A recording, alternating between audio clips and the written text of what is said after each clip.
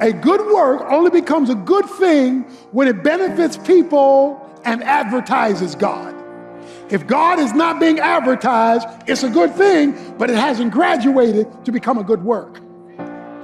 He says, let men see your good works and glorify your Father in heaven. Because we don't just do good things. There are enough sinners out there for that. Our job is to do good works and advertise the Father.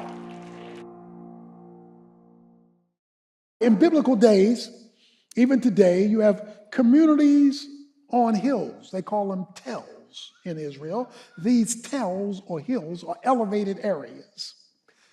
And on these elevated areas, you'll see whole towns. In biblical days, no electricity, you went from tell to tell, that is hill to hill, by the lights. Because the people would have candles in their homes. And the candles in their homes in night would give light to the traveler traveling from one place, one tell, to another tell, and the tells are elevated. Not under a bushel, not under a bed, but they were elevated, in other words, clearly visible so people could get clear direction from tell to tell, hill to hill. You are the light of the world. Your Christianity should be visible. It should be visible. Everybody else is coming out the closet, you might as well come out too.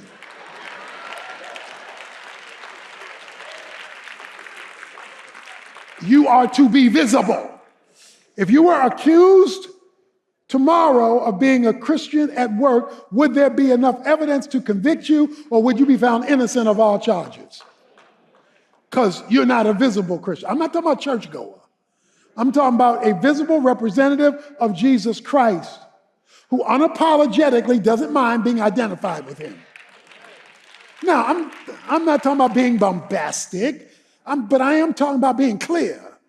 It should be clear that you have committed yourself to Jesus Christ, and you will not allow the wokeness of the world to hide the light of your faith. Light is visible, it reveals, it shows. You ever gotten up in the middle of the night to use the facilities? The older you get, the more you have to get up in the middle of the night.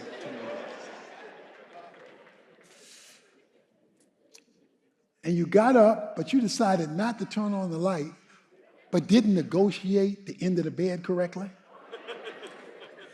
And I'm talking about hit your pinky toe. Hit your pinky, not your big toe. I'm talking about your pinky toe. Woke the neighborhood up. I mean, you hit your pinky toe. Ah! You know, the problem was you wanted to negotiate without the light. We're living in a world that wants to negotiate without the light. But you are, guess what? The light. So your job and my job is to present in the society, the culture, not the church. This is convenient in here. But when we leave the building as kingdom servants, we are to make it known by walk and talk that we are representatives of another king and another kingdom.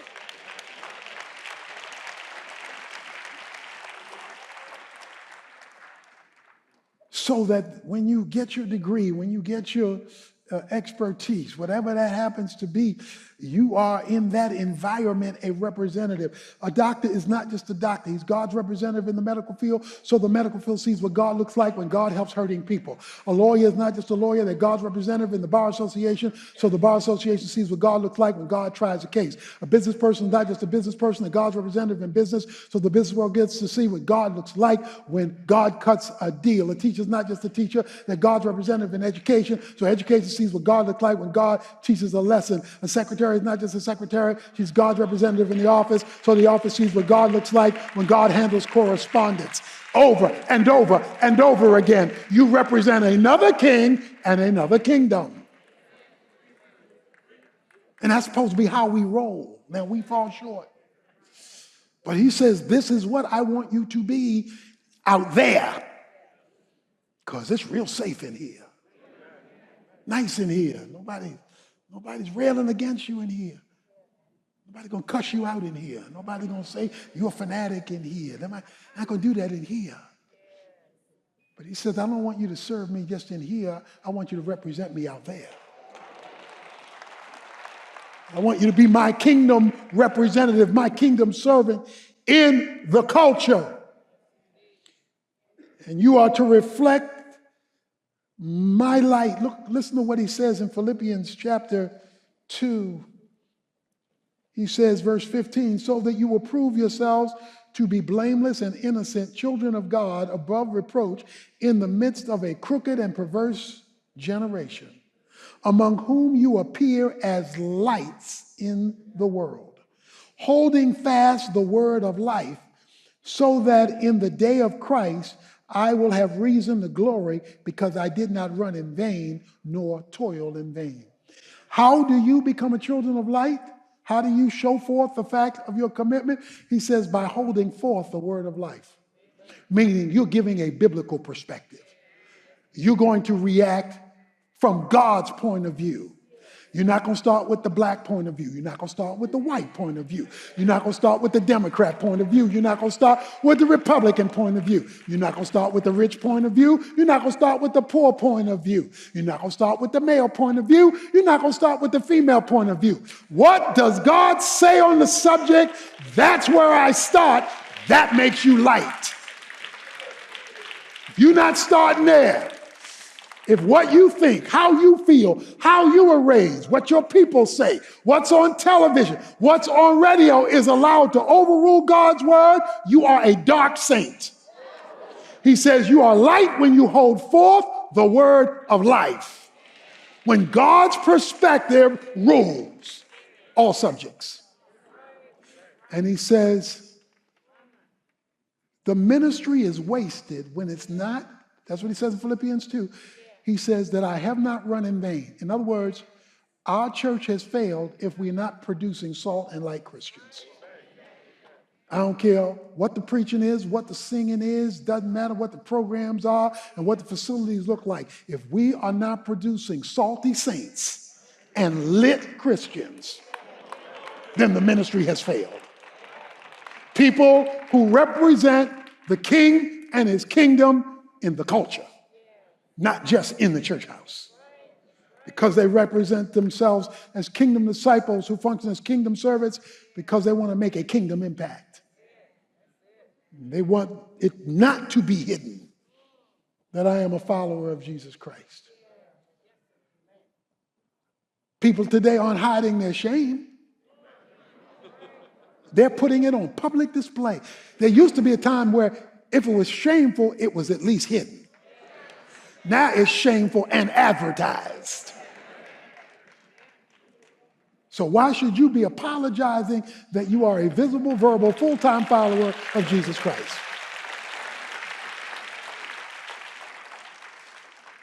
In verse 13, he says, and 16, he says, let your light so shine before men in such a way, meaning like this, that they may see your good works and glorify your Father who is in heaven. Not just hear your good words, see your good works. So let me help us all here by defining a good work, because it's different than a good thing. Sinners can do good things. You can be a pagan and be a nice person. Sinners can build hospitals. Non-Christians, atheists can build orphanages. Atheists can be philanthropists. You don't have to believe in God to be nice. Okay? A lot of good things are done by people who have no regard for God, but they do good things. That's a good thing, and that's fine. But we are not called to do good things. We're called to do good works. That's more than a good thing. Let men see your good works, watch this, and glorify your Father who is in heaven. Until God is attached to it, it's not a good work. It's a good thing. A good work only becomes a good thing when it benefits people and advertises God. If God is not being advertised, it's a good thing, but it hasn't graduated to become a good work. He says, let men see your good works and glorify your Father in heaven. That's why in our bookstore we have these acts of kindness cards. And the acts of kindness cards, we ask our members to once a week find somebody to do an act of kindness for, cook a meal, encourage them, help a homeless person, something, but do an act of kindness. But when you do that thing, that good thing, you now offer to pray for them, because now you're bringing God into the good thing. You didn't just do a good thing. You said, can I pray for you? And most people accept that. And then you look for an opportunity, if possible, to share the gospel so that now they not only have a good thing on earth, a good work on earth, but now they have the opportunity to receive Christ in heaven. In fact, through the Urban Alternative, we're making this a national campaign, a kindness campaign. And then on those, if people who don't share the gospel, there'll be a gospel code on there where they can have a QR code to hear the gospel. Because we don't just do good things. There are enough sinners out there for that. Our job is to do good works and advertise the Father and his risen Son, Jesus Christ. He says, let men see your good works. Let it be visible that you're representatives of me. When you understand who God is, then you don't mind giving him glory. Some years ago, President Bush came here for the dedication of our education center across the street. And then he came here. And when we finally got the call that the President of the United States was coming to Oak Cliff Bible Fellowship, all systems began to move. The normal wasn't normal no more. All systems began to move. There was impeccable concern and process of how things looked and how things were arranged, and they had these requirements that they had to have for the protection of the president and all this stuff. We had to go through conniptions because the President of the United States was coming here for a few minutes. Now, if we're willing to go through all that trouble, for somebody here 4 years, gone the next 4 years, back and forth, we go through all that trouble because of his name and because of his position. Don't tell me we can't let it be known that we are willing to go through a little trouble and a little inconvenience for the King of Kings and the Lord of Lords. Let men see your good works. Let men see your good works and let your light shine. Be visible. We're in this political season. Some people voting for this person. Some people voting for that person. They got cards in the yard. They got cards on their car, placards on their cars. I'm for this person. I'm for that person. In other words, they're going public for their candidate. One of them is going to lose. Jesus does not lose. So you ought to be willing to advertise. You ought to be willing to say, I don't just believe in God, I am a follower of Jesus Christ. You should be willing to appropriately advertise that.